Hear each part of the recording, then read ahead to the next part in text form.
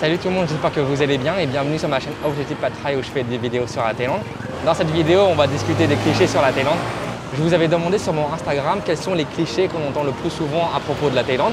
D'ailleurs, vous avez été très nombreux à me répondre, merci pour ça. J'ai sélectionné les 5 clichés qu'on retrouve le plus souvent dans les réponses. Ce que je vais dire là, ça va être basé sur mon expérience et mes opinions personnelles. Cette vidéo, ça va plutôt être pour les personnes qui ne connaissent pas la Thaïlande. Si vous connaissez déjà le pays, dites en commentaire si vous êtes d'accord avec ce que je dis ou non. Voilà, sur ce, bon visionnage. Je pense que c'est vrai pour deux types de filles.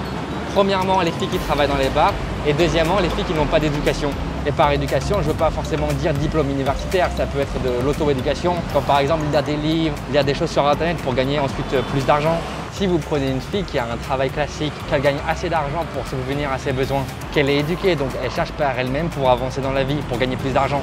Une personne comme ça ne sera pas intéressée que par l'argent dans une relation.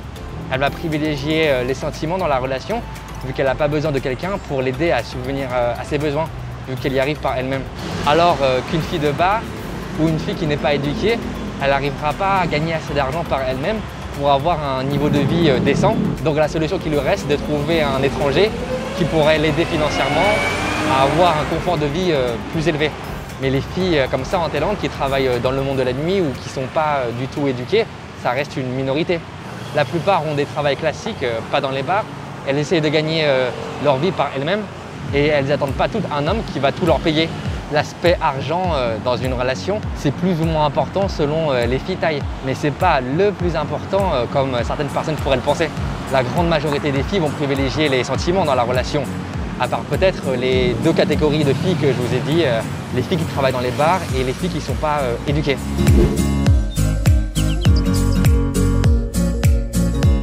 Ça, c'est un cliché qui revient souvent sur la Thaïlande. Apparemment, la prostitution serait présente partout dans le pays. Ça, je peux vous dire que c'est pas du tout le cas. Est-ce qu'il y en a de la prostitution en Thaïlande en 2021? Je vais pas vous mentir que oui, il y en a, mais c'est pas partout. C'est qu'à des endroits spécifiques. Par exemple, à Bangkok, vous avez quelques rues qui sont spécifiquement dédiées pour les bars de ce style, avec des filles qui dansent comme ça sur les comptoirs. Et la rue la plus célèbre, peut-être, ce serait rue Cowboy, donc dans le centre-ville de Bangkok, à Sok. Sur peut-être 200-300 mètres de long, vous avez que des bars comme ça avec des filles et des boîtes de nuit. Et sur Bangkok, vous avez peut-être en tout 3-4 endroits qui sont comme ça, 3-4 rues qui sont spécifiquement dédiées pour des bars et boîtes de nuit de ce type. Et à part ça, vous avez quoi? Des petits établissements isolés, mais c'est vraiment une petite minorité de la ville. C'est pas partout comme certaines personnes pourraient le croire. C'est pas où vous allez sortir comme ça dans la rue à Bangkok ou ailleurs dans le pays, où vous allez tomber forcément sur des bars avec des filles qui dansent. Et en dehors de Bangkok, dans les grandes villes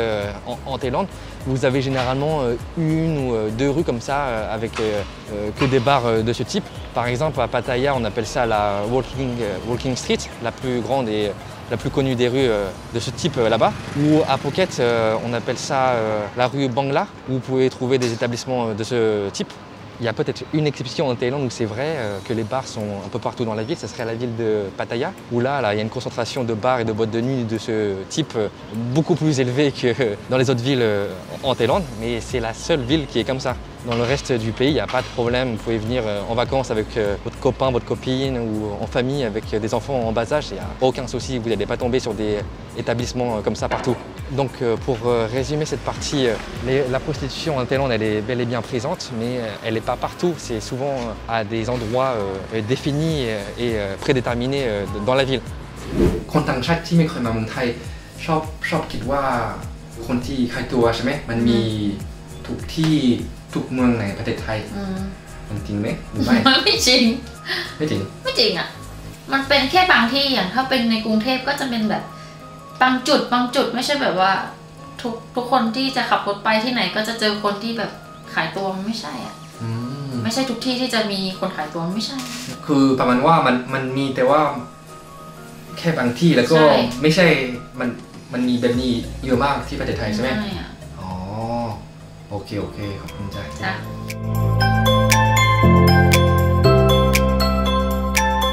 Comment parler des clichés sur la Thaïlande sans évoquer les ladyboys, les personnes transgenres? Alors ça, je l'ai déjà dit dans une vidéo précédente. Est-ce qu'il y a plus de personnes transgenres en Thaïlande qu'en France? Ça, on ne peut pas en être sûr à 100% parce qu'il n'y a pas de statistiques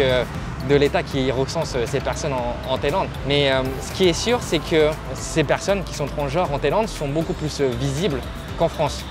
Parce qu'en Thaïlande,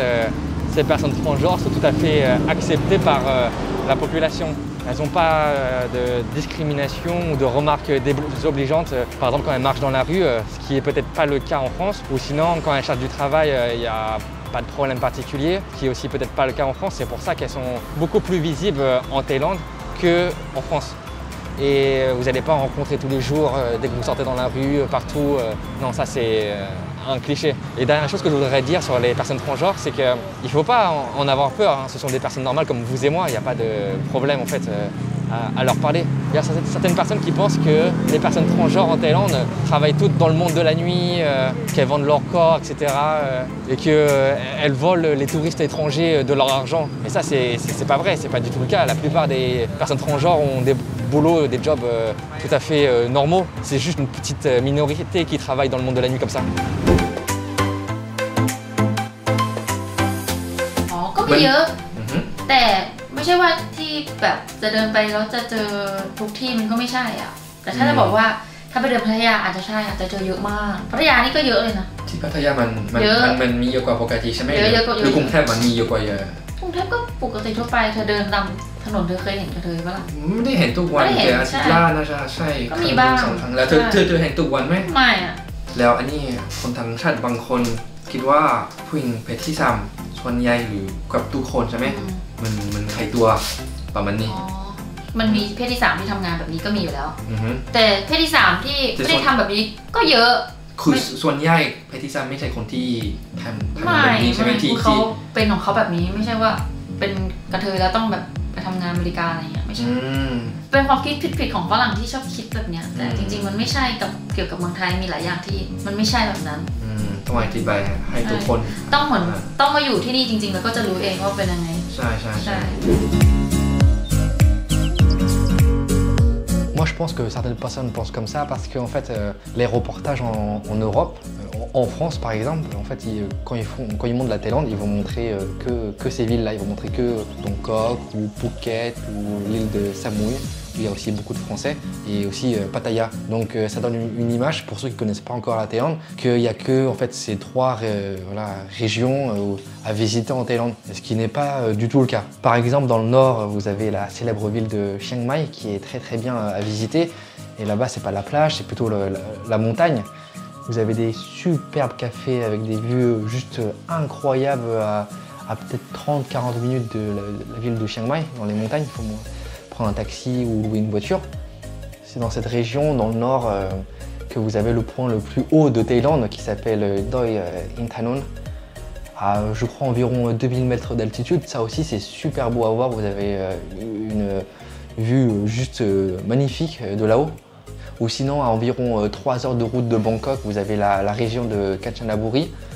Et là en fait c'est ce qu'il faut faire si vous allez là-bas, vous pouvez dormir sur des hôtels qui ont des chambres en fait littéralement posées sur une rivière.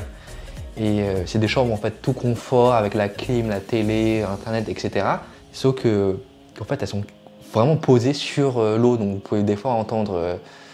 l'eau qui coule en fait sous vos pieds. C'est très reposant quand vous vous réveillez le matin, vous ouvrez votre chambre, vous avez la vue sur la rivière. C'est super reposant et dans cette même région, vous avez peut-être les chutes d'eau les plus connues de Thaïlande, les chutes d'eau Erawan. En fait, c'est des chutes d'eau qui sont composées de plusieurs niveaux, il faut monter des paliers. Et ça aussi, c'est un truc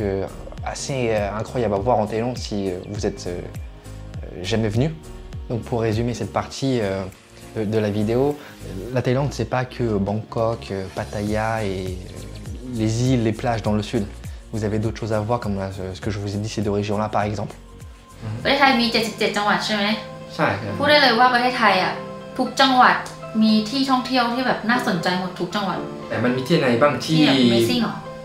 ที่ไม่ใช่กรุงเทพหรือพัทยาหรือแต่ไม่รู้นะฝรั่งชอบหรือเปล่าอ่ะใช่เขาใหญ่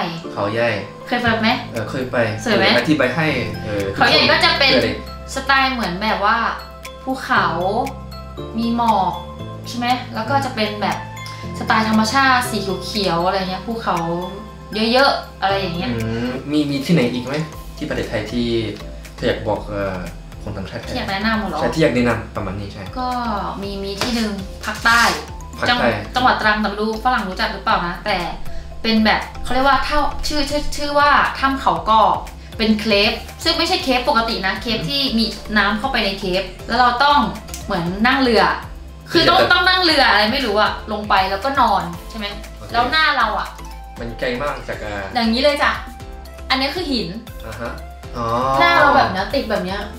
คือเหมือนเราคิดว่ามันจะโดนแล้วอะแต่มันไม่โดนนะมีที่ไหนอีกไหมที่เธออยากจะแนะนำที่ไม่ใช่กรุงเทพพัทยาแล้วก็เกาะที่อยู่ภาคใต้ก็มีอุทยานแห่งชาติทองผาภูมิอยู่ภาคไหนอยู่ภาคกลาง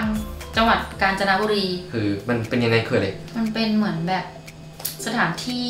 เป็นอุทยานรู้จักคำว่าอุทยานไหมขึ้นไปข้างบนเป็นภูเขาลูกใหญ่ๆเหมือนแบบคนที่ชอบเอดเวนเจอร์จะชอบแบบว่าแบ็คแพ็คไปแล้วก็ไปถ่ายรูปบนข้างบนจุดของอะไร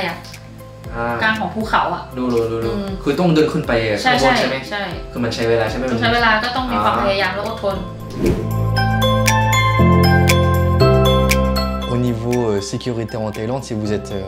un touriste ou une touriste étrangère,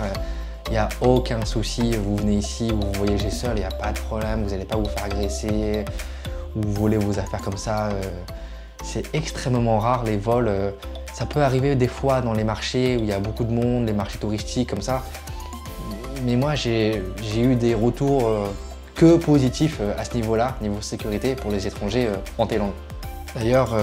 si vous vivez en Thaïlande en ce moment et vous regardez cette vidéo, dites dans les commentaires qu'est-ce que vous en pensez au niveau sécurité. Moi je suis sûr que tout le monde va répondre que c'est bien, c'est top niveau sécurité ici en Thaïlande, il n'y a pas de problème à se faire. Le seul moment où il faut se sentir un petit peu en insécurité, c'est si vous manquez de respect à un Thaï. Parce que là, il suffit que vous tombiez sur quelqu'un qui a le sang un peu chaud et ça peut vraiment dégénérer. Parce qu'en Thaïlande, il n'y a pas de demi-mesure. C'est soit le Thaï va être réservé et silencieux, soit si vous lui manquez de respect, là, il peut vraiment partir d'un coup et là, ça peut partir très très loin. Des fois, ils ont des couteaux, des choses comme ça. Donc, c'est pour ça, en Thaïlande, il faut toujours garder son calme. Voilà, ce sera tout pour cette vidéo. Merci à vous qui avez regardé jusqu'à la fin. Je voudrais remercier toutes les personnes qui commentent sous mes vidéos pour me dire que c'est bien ce que je fais ou qui m'envoient des messages sur mon Instagram. Ça me fait très très plaisir et en plus de ça, ça me motive à faire plus de vidéos. Comme je l'ai dit au début de cette vidéo, dites dans la zone commentaire si vous êtes d'accord ou non avec ce que j'ai dit. Voilà, sur ce, je vous dis à très bientôt dans une prochaine vidéo.